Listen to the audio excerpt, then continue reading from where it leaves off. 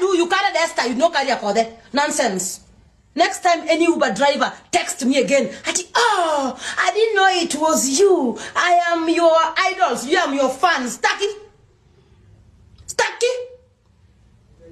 Na kule kwa petrol stations huko unalipa na M-Pesa. Unasikia, ako there. How are you? I know this is wrong. You know it is wrong already and you are continue to do it.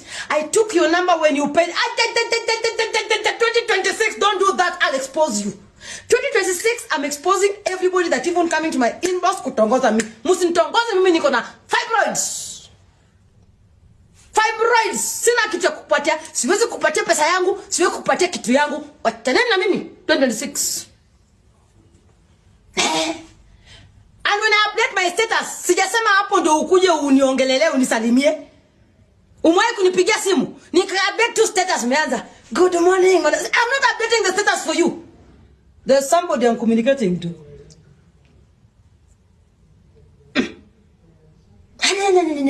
Najua amda nitetea 2026 najitetea.